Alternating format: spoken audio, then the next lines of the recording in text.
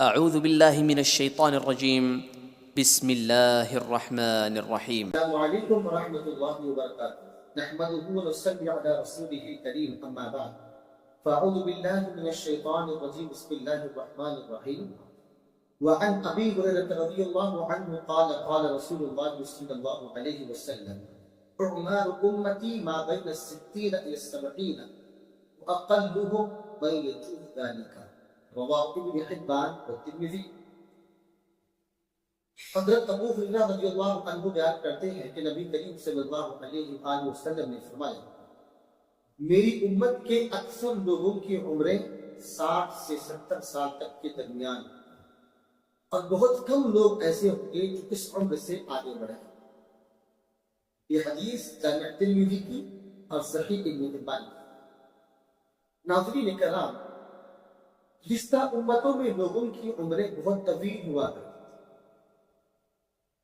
ان کے مقابلے میں اس امت محمدیہ کے افراد کی عمریں بہت ہی مختصر اور بہت ہی قلیل اور بہت ہی چھوٹی ہیں۔ لہذا ہمیں اور آپ کو اپنی زندگی کے ایک ایک لمحے کو قیمتی جانتے ہوئے، زندگی کو غنیمت جانتے ہوئے زیادہ سے زیادہ اعمال صالحہ بجا لانا چاہیے، آخرت کی فکر اور آخرت کی تیاری کرنی چاہیے۔ ناظرین کرام، بہت سے لوگوں کا یہ خیال ہوتا ہے کہ کسی انسان کو لمبی عمر کا حاصل ہو جانا خوش نصیبی کی علامت ہوتی ہے، لیکن یہ خیال درست نہیں، اس لیے کہ ناظرین کرام، اللہ رب العزت نے انسانوں کو جتنی عمر عطا فرمائی ہے، ان کے عمروں کے متعلق سے اللہ رب العزت کل قیامت کے دن سوال کرنے والا ہے۔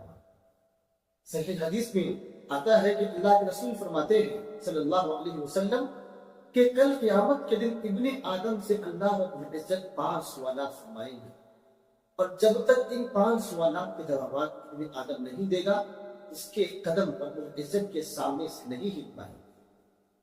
آپ صلی اللہ علیہ وسلم فرماتے ہیں کہ ابن آدم سے رب العزت سب سے پہلے جو سوال کرے گا اس کی عمر کے بارے میں پوچھے گا، من عمرہ فیما افنیٰ، اس کی عمر کے بارے میں اللہ پوچھے گا تو نے اپنی عمر کو کہاں کھپایا، نیکی میں کھپایا ہے، گناہوں میں کھپایا ہے، اچھائی میں کھپایا ہے یا برائی میں کھپایا ہے۔ زندگی کے ایک ایک لمحے کے بارے میں رب العزت ہم سے آپ سے پوچھے گا، اور جب تک ہم اللہ کے پوچھے گئے سوال کا جواب نہیں دے پائیں گے، ہمارے قدم وہاں سے نہیں ہل پائیں گے۔ خیال کریں، تصور کریں، کیا ہم میں اور آپ میں اتنی جرأت، اتنی ہمت ہے، اتنی جرأت اور اتنی ہمت ہے کہ ہم رب العزت کے سامنے کھڑے ہو کر اس کے پوچھے گئے سوال کا جواب دے سکیں، زندگی کے ایک ایک لمحے کا جواب دے پائیں گے؟ نہیں نا۔ تو اسی لیے میرے بھائیوں، محض انسان کو لمبی عمر کا مل جانا، کسی شخص کو محض لمبی عمر کا حاصل ہو جانا خوش نصیبی کی علامت نہیں ہے۔ ہاں، البتہ وہ خوش نصیب انسان ہے جس کی عمر بھی لمبی ہوتی ہے اور عمل بھی اچھا ہوتا ہے۔ حدیث پاک میں آتا ہے کہ اللہ کے رسول صلی اللہ علیہ وسلم فرماتے ہیں، خیر الناس من طال عمرہ وحسن عملہ۔ آپ صلی اللہ علیہ وسلم فرماتے ہیں کہ لوگوں میں سب سے بہترین انسان وہ ہے جس کی عمر بھی لمبی ہے اور عمل بھی اچھا، اور لوگوں میں سب سے بدترین شخص وہ ہے جس کی عمر بھی لمبی ہے اور عمل بھی برا ہے۔